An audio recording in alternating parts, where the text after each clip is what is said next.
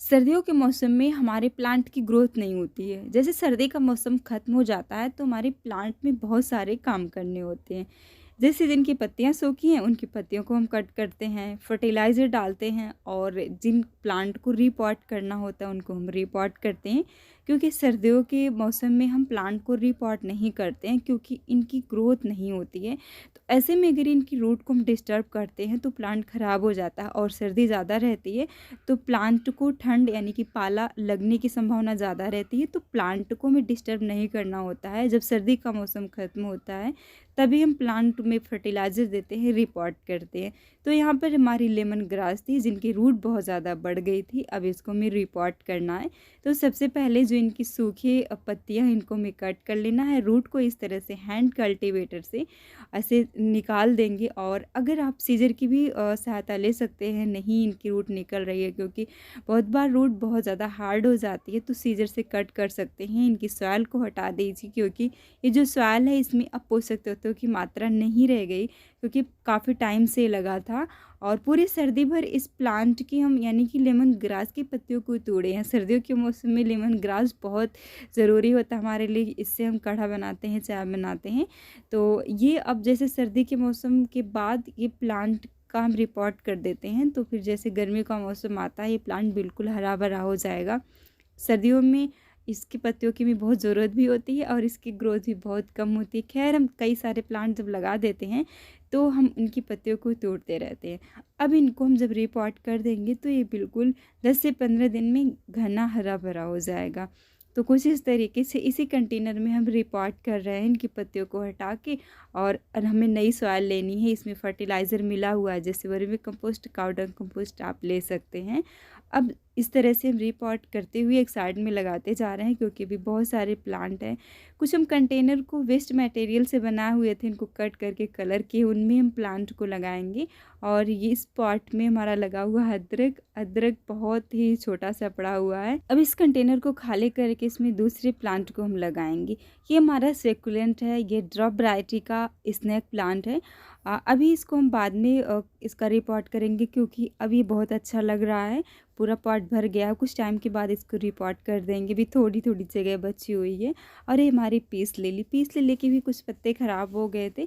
Peace lily में अब जाके यानी कि जब गर्मियाँ शुरू होंगी तब इनमें फ्लावर आते हैं। इनके फ्लावर बहुत ही अच्छे वाइट कलर के होते हैं। इसका फ्लावर खिलने के बाद करीब 1 से 2 महीने तक ऐसे रहता है, देखने में बहुत ही प्यारा लगता है। पीस लिली के लिए जो भी आप सॉइल तैयार करें इसको लगाने के लिए, उनमें काफ़ी मात्रा में फर्टिलाइज़र डालें और ध्यान इस बात का रखें कि अगर आप ज़्यादा फर्टिलाइज़र डाल रहे हैं अपने सॉइल में तो आप रासायनिक फर्टिलाइज़र ना डाल के ऑर्गेनिक फर्टिलाइज़र जैसे काऊ डंग कंपोस्ट या वर्मी कंपोस्ट डालें।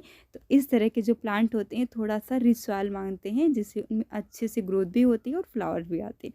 यहाँ पर हमारे पास है ये चाइनीज़ एवरग्रीन, ये भी बहुत अच्छी इसकी ग्रोथ रही है और इसको भी हम नहीं रिपोर्ट कर रहे हैं। इनके साइड साइड से इनकी जो सॉइल है उनको थोड़ा सा निकाल के और फर्टिलाइज़र डाल देंगे। एक साइड में ये प्लांट इसको निकाल रहे हैं, इसका हम दूसरी जगह प्लांटेशन करेंगे।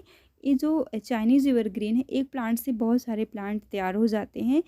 नर्सरी से कुछ 1-2 प्लांट मैं ले आई थी। इसका प्लांटेशन करने के बाद आप देख सकते हैं कि पूरा कंटेनर भर गया है।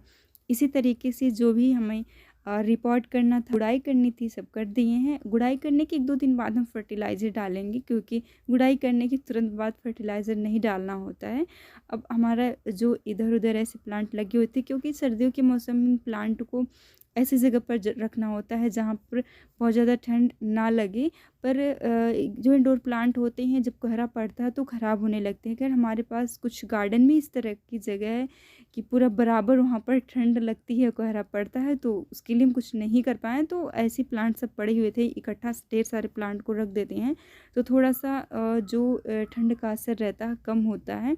सर्दियों के बाद क्या होता है कि कुछ प्लांट को धूप बहुत ज़्यादा नहीं चाहिए होती है, जैसे जो इंडोर प्लांट हो गई, spider plant, Chinese evergreen, areca palm. तो इस तरह के जो प्लांट होते हैं इन्हें बहुत ज़्यादा धूप की आवश्यकता नहीं होती है, तो हमें उस जगह पर रखना होता है जहाँ पर तेज़ी से धूप ना पहुँचे। तो ये जो हमारा एरिया है ऊपर मैंगो का ट्री है तो उसके नीचे हम ऐसे सेट कर रहे हैं ताकि बहुत ज़्यादा धूप ना पहुँचे और हमारे प्लांट गर्मी में ख़राब ना हो।